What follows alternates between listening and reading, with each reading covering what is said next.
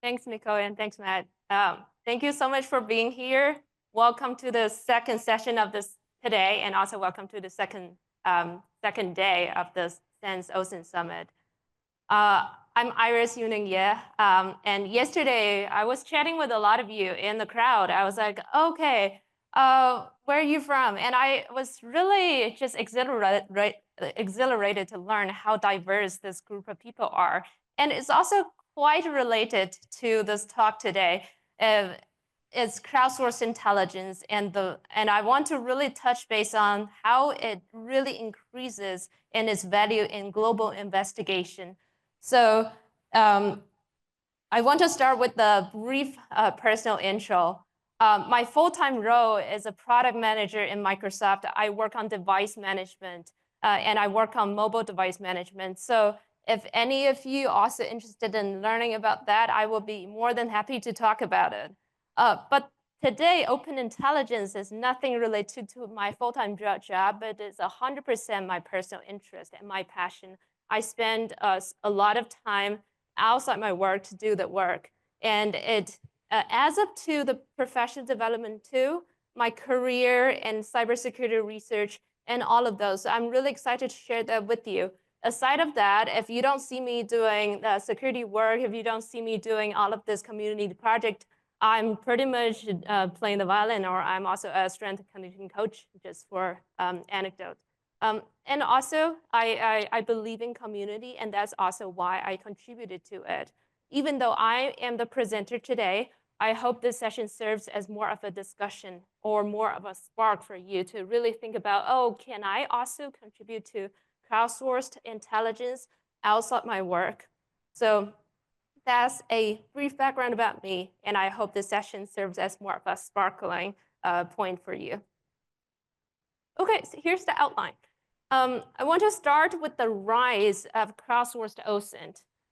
When did it start, and why is such a big thing? And then coming to the mechanisms behind crowdsourced OSINT. What are the important factors sitting behind it?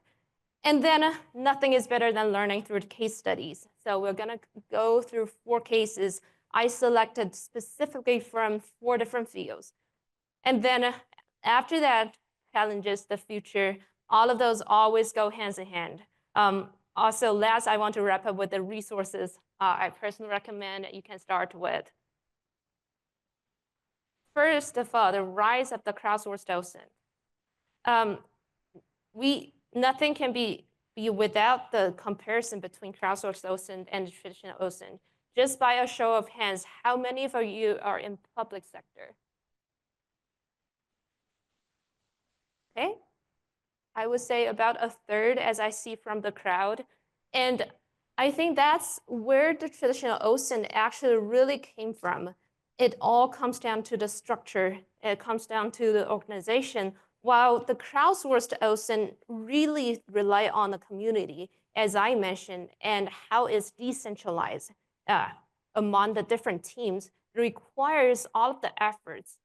And then from the tools perspective, crowdsourced OSINT really relies on the open access public platforms. And such as Nicole mentioned, the Bellingcat is such a great open source tool in the crowdsourced OSINT initiative. And third is the speed and scalability. It is debatable about how much speed it can increase.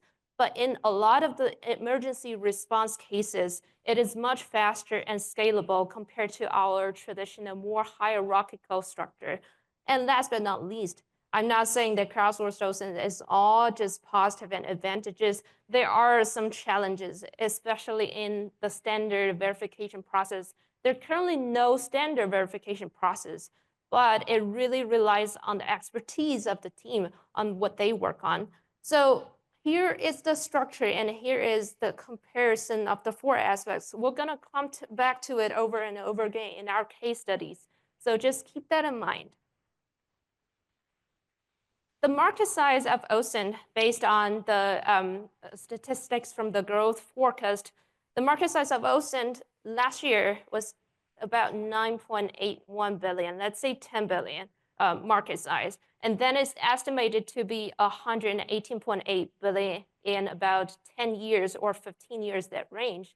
So from the absolute number, it doesn't really look that big, but thinking about the compound rate in this market sharing, this is huge in 10 years and then grow by 10-fold. So I would say all of you are in OSINT, so I think you're in great hands in this market, and there are a lot more opportunities for you to explore. But what is sitting behind it? It's actually the three factors I would personally summarize as. First of all, the rising volume of the publicly available data. I want to take a moment to kind of fall back to thinking about that. What will happen if you don't have your phone, right? I was thinking about it yesterday when I was on the flight. I dropped my phone. I was just cannot find it. I was all over the floor. I was like, where's my phone? But then there was a really shocking moment kicking into me. What if I lost it? Do I have access to anything? Pretty much nothing. And that is how the data is kicking into your life, into everybody's life, and also why this market is growing, because we're relying on our mobile devices every single day. There's no way to get over it. And the second one is the rise in social media usage. Social media usage is huge in contributing to this publicly available database. And the last but not least is how much government defense spending is happening at the back of that.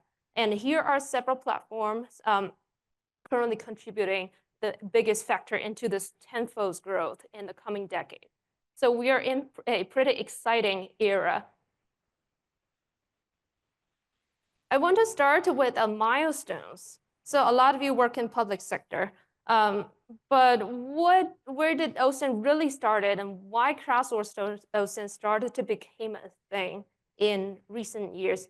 Let's say about 15 years from now, going by past. The OSINT concept originated from World War II. Back then, there were countries fighting with each other, and that was the moment when the United States sitting there and thinking, probably need to keep track of what other countries are thinking about us. What's their next move? Pearl Harbor and all of those wars were the triggering point. And also, to be really clear here, this timeline is, I'm talking about this timeline from the US standing point. If you are seeing it from other countries, from other economy, there will be a huge different story. So from the US standing point.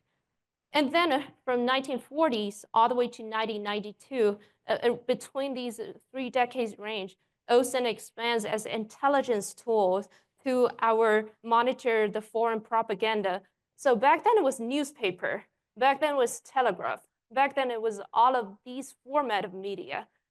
And then 1992, that was the moment when OSINT discipline was established in the US intelligence community. And that was a kind of the tipping point from the US standing point. It really changes, and we are valuing it as an official sector in our government official investigation.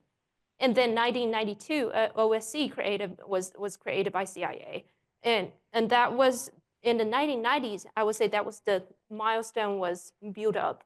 And then in the coming 2 decades is increasing, and until when the Arab Spring highlights the OSINT power in this whole investigation, and crowdsourced became a thing in 2011 especially. And then after that, there was accidents from such as Russian interference in the US presidential investigation, and then also COVID happened.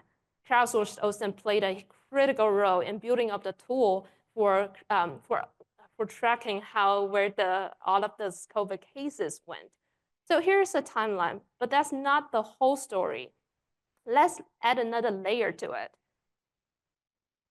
Second layer of that is the public platforms. As we mentioned before, how much the social media plays the role here.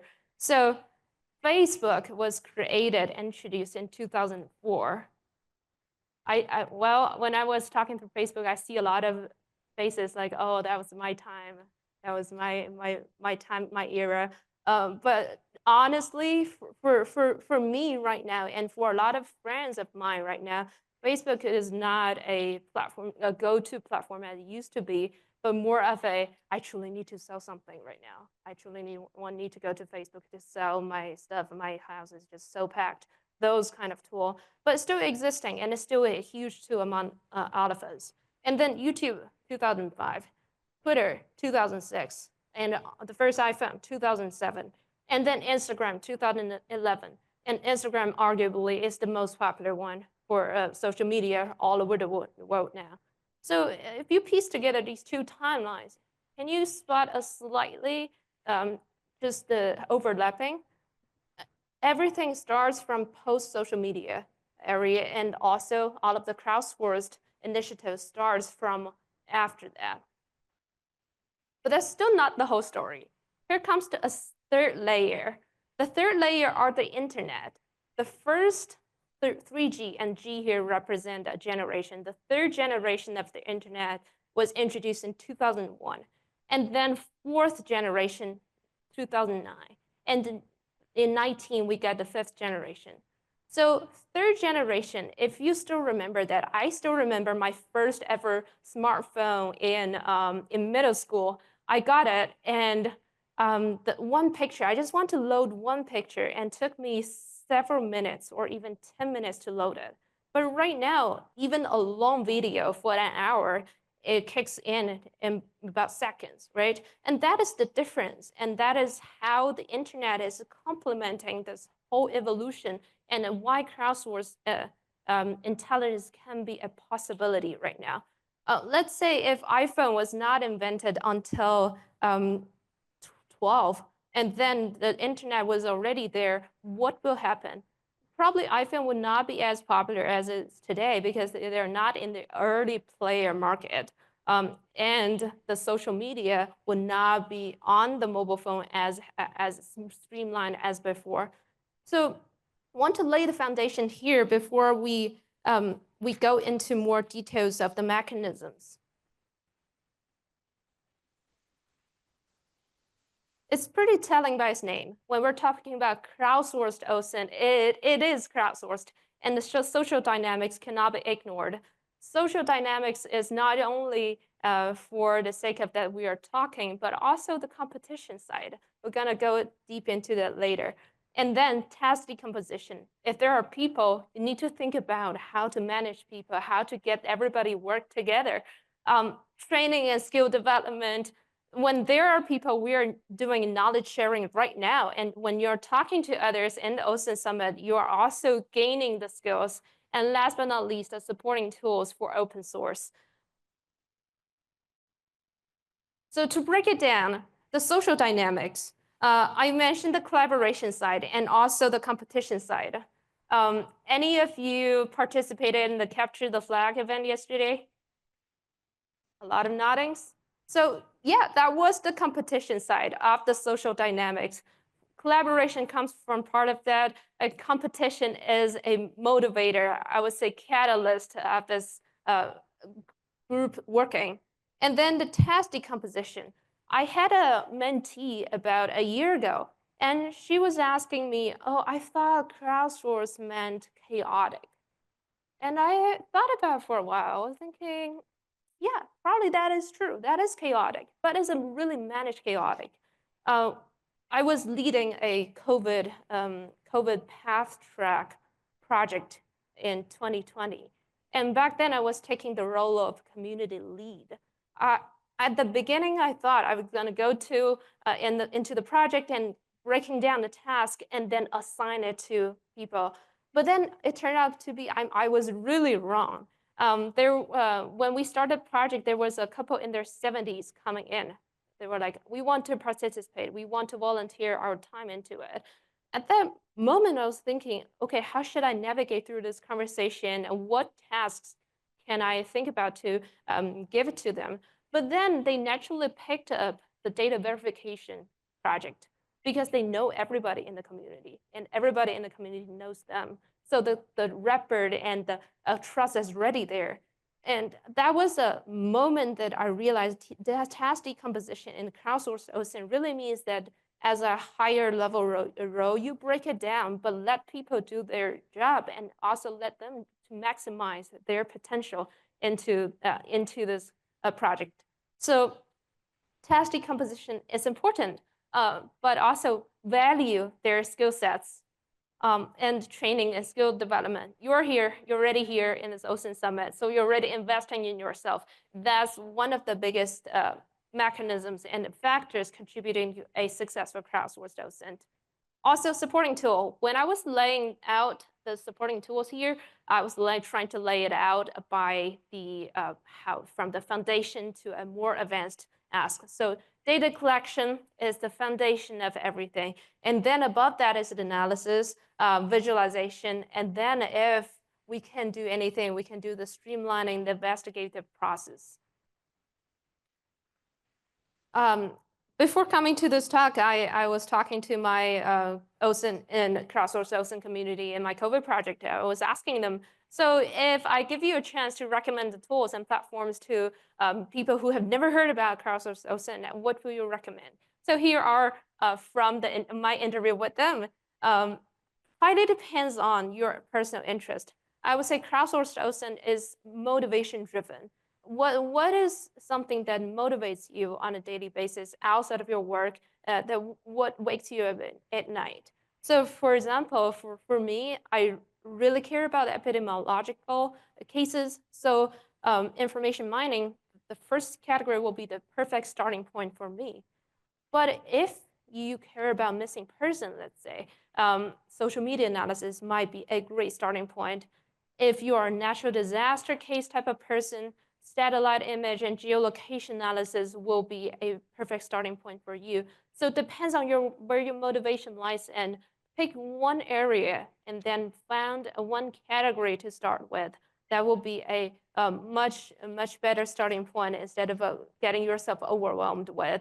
And especially a lot of these are actually free and also not costing too much. So just investing your time, and time is the only thing that really requires. Okay, it's coming to the case studies.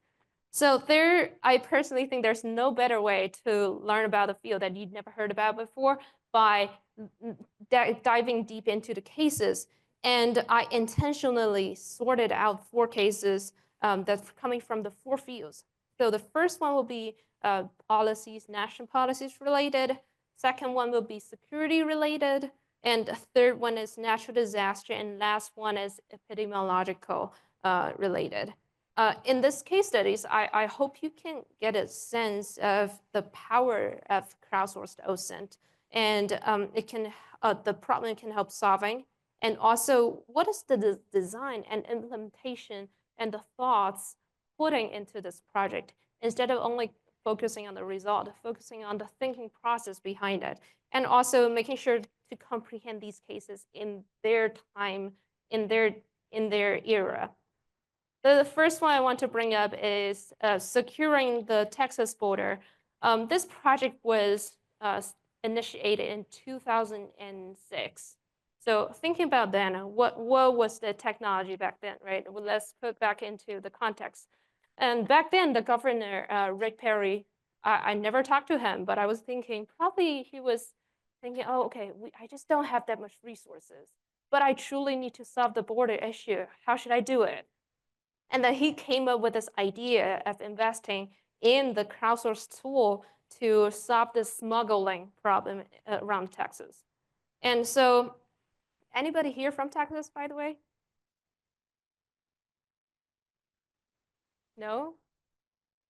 Okay, so, oh, sorry, this is too bright here. Okay, here's the opportunity to prove that you're a true Texan. You know how long the border is with Mexico? Any guess from the crowds too? No idea? Okay, so it's about 1,200 miles.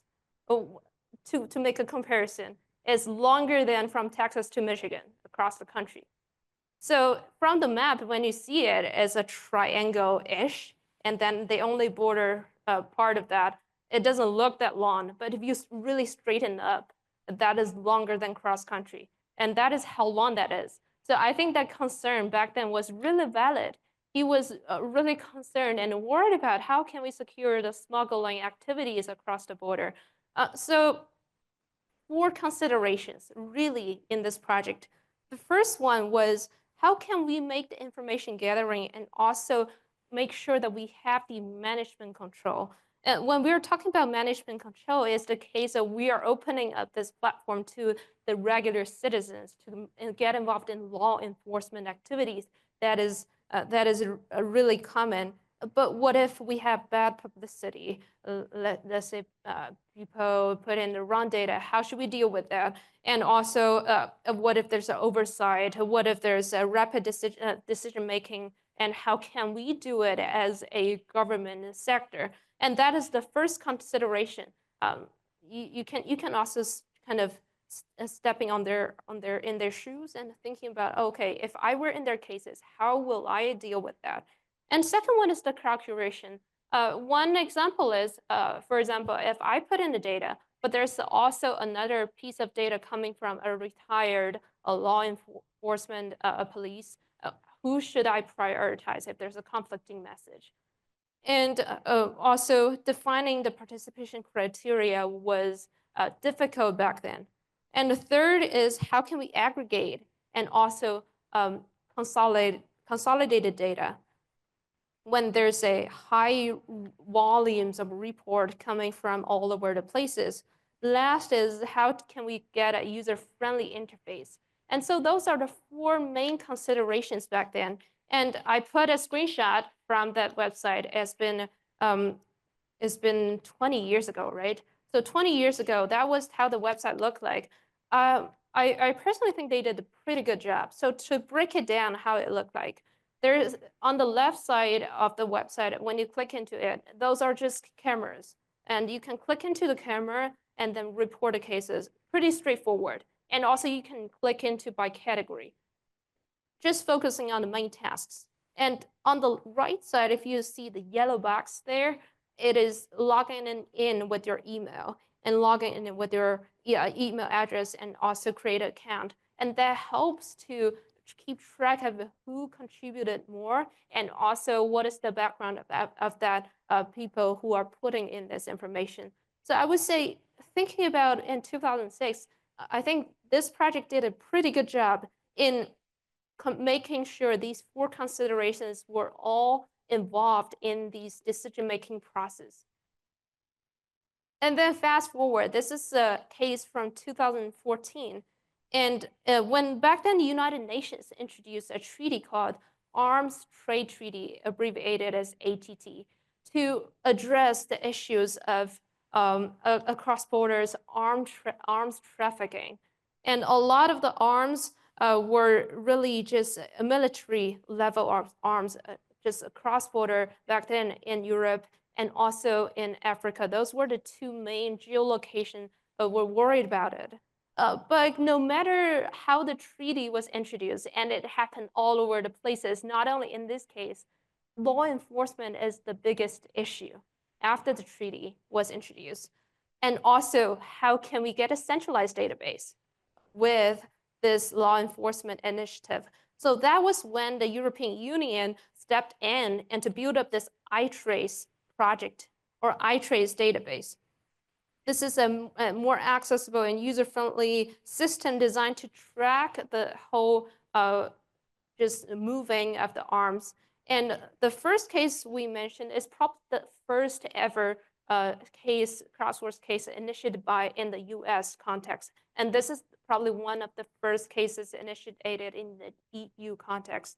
So even though when iTrace was introduced, it was not really explicitly a crowdsourcing initiative. It's not introduced as that way, but its core principles really did a lot of work when touched based on the crowdsourced outcomes. So for example, the system's long-term goal is to substantially increase the efficacy of international arms monitoring organizations and individuals by providing an information sharing mechanisms and continuously expanding the scope. And that was their initiative when they started. And that's actually the essence of crowdsourcing, even though this was not the concept they want to work on. So several things they did really well in this project. First of all, they created a database. And before that, arms trafficking, before 2014, it was all in the gray market and nobody knows where it goes. But creating a database is the huge starting point, including the text data, including the videos, photographs, and then to keep track of where all of these conversations were going and in terms of that link to the firearm. And then gather evidence. And the iTrace team also had gathered evidence and populated database over the years. Also, they finally, after 2 years, they publicized a new database. They make it available to the general public and to make the contribution available for the wider audience. And so even though iTrace was not initiated as crowdsourced, this served as a milestone of this global investigation. And the third case I want to bring up is the natural disaster case from Czech Republic. There was a small town called Split back then. It was all of a sudden. So all of a sudden there was a natural disaster coming up, and this study was done by 2021, but this disaster was actually happening in 2017. So several years after the first two cases. And in this case, they introduced a system called the Volunteered Geographic Information, which is abbreviated as VGI. And that provided real-time insights into the fire's progression, supplementing official data sources. So similar to the LA fire recently happened, you never know. And even the law enforcement cannot really predict where the fire will expand to. And that comes back to be a really just bottleneck for the natural disaster tracking and natural disaster and the public safety. So there are three takeaways after the system, the VGI system was introduced. The first one is really just enhanced situational awareness. After the VGI system was introduced into this small town, people started to care about what is going on outside of me, not only myself, not only my own house, but others. And that is the situational awareness and also predictions the VGI provided to the general public in the small town. And it also provided a comprehensive view of the disaster scenario that you can see a bigger picture instead of focusing on your own house. So you know if there's a fire is gonna be approaching me. And so the first one, situational awareness, was huge in this project. And second one, the public engagement for sure. Active citizen participation through this information sharing really bolstered the emergency response speed and also highlighting the value of the community involvement. So for example, if there's a shelter is already full and cannot take more people, without this VGI project, there's no way you would know it as a citizen living there. All you will do is go drive to the location or walk to the location, realize, oh, it's already full, they cannot take anyone else. But with this more faster responding VGI, you don't need to do all of these work anymore. Also, real-time monitoring for sure, much faster than we are not only using the satellite, but also use the data from others. And the last case I want to bring up today is the COVID cases, which was also the very first project I led when I got involved in the Crowdsourced OSINT project. And COVID was only one of the many diseases that we are keeping tracking of right now from the epidemiological perspective. There's a website, there's still a tool called NextRain and flu trackers and outbreak.info and outbreak near me. All of these are still active. They started way before COVID. COVID was just one of that. And for example, I really want to share with all of you this motivation written on the NextRain website. I think this is perfect sample of why people started this crowdsourced initiative. And from NextRain, we believe that if pathogen genome sequences are going to inform public health interventions, then analysis have to be rapidly conducted and results widely disseminated. Current scientific publishing practices often hinder the rapid dissemination of epidemiological relevant results. As an open online system that implements robust bioinformatic pipelines to synthesize data from across research groups has the highest capacity to make epidemiological actionable inferences. And they are still existing. And if you go to their website, you can also contribute your data point to their website to make sure that this flu tracker and other diseases can be more accurately recorded. So I want to spend some time to talk about what are those cases in sharing common. So now we wrap up with the cases. We have the 4 cases from, first of all, the smuggling across border, 2006. Second case for the arms happened in 2014, and natural disaster in 2017, COVID and all of the diseases happening in 2020. But even among the time span, what did they share in common? So first of all, they're all community driven. And then they all involve data collection as the core of all of these initiatives. And then incident evaluation and analysis is building on the top of that. But what that leads to, community driven means we need to focus on the reporting and documentation aspects of that. In the COVID project I worked on, we just used the simple database, used all of the Google Suite and to track the data because that allows the real-time collaboration.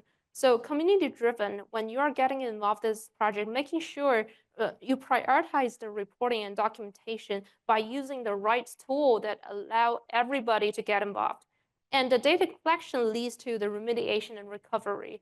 In the project that I was working on, we had that older couple who retired from middle school to verify the data by talking to the community. And that is similar cases if you're working on other projects. There is some verification process needs to be involved, but it doesn't mean it's the same for all projects. And then incident evaluation analysis goes back to the identify the root cause and impact. What is the goal we want to achieve with this project? And this is a diagram I personally really like in terms of how I articulated the solutions for OSINT. I don't ever think there's one solution for all of the OSINT problems, but in the crowdsourced one, what we really value on, and also in OSINT, the 2 bottlenecks are, first of all, how much diversity of thought do you want? That is the first bottleneck. And second one is, how much administrative ability do you have? These are the 2 bottlenecks we always keep going back to. So if you relate these back to your own project, think about it. Or is there anything that is hindering that? Is because of these 2. So on the y-axis is diversity of thoughts. For example, when we're involving polling, and that is way we want to expand the diversity of thought. We want to involve more people to participate in that, and especially when we need more ideas, and that is also when we need more people, more thoughts coming in. And on the x-axis, when you go to the really right side of that, do we have enough administrative ability to get involved in this project? And from the simple problem on the left bottom corner to the complex problem on the top right corner, crowdsourced, I think it sits in terms of that we can release the pressure in administrative ability. We don't always have unlimited resource from law enforcement, so we need people to get involved that. And also the diversity of thoughts is critical in these kind of cases when quantity is actually pretty much valued over quality. We care about the amount of data we can get. And when there is challenges, there is opportunities. So I really like to always put these 2 together. We already mentioned how hard data verification of the volume and the data fragmentation issues are in the crowdsourced OSINT. But the good news is, as yesterday, I remember Matt showed us how he started using all of the AI tools right now. And that is a perfect example of how that you can use other type of tools to help you solve these problems. It can be the AI enhanced processing that is hugely valuable to the volume and the noise issue. And then nothing will be possible if we don't have enough policy and enough the public sector support sitting behind it, making sure this process is streamlined. And I want to wrap up my session with a recommended resources. SANS has a lot of great OSINT courses online. If you never heard about crowdsourced OSINT, start with some OSINT trainings and start with some webinars and videos. And then a crowdsourced efforts, as I mentioned, is all coming down to your personal motivation. What motivates you? Start with your local community of interest and contribute your time and efforts to it. Several go-dos, I want to list it out here. First, start with the field and case you are interested in. For example, in missing person cases, if you want to contribute to it, Trace Lab is a perfect starting point. They are always open to more participants joining in. And for such as the COVID cases and all the other diseases, keep an eye out for the Slack community and Discord community that can be around you. Also, pick a tool that serves best in your OSINT cases. Depends on your interest. Pick one tool to start with. And the last but not least, make a holistic plan and identifying the root cause of that case behind those, the field of your interest. So that's it for the session. I really appreciate all your attention.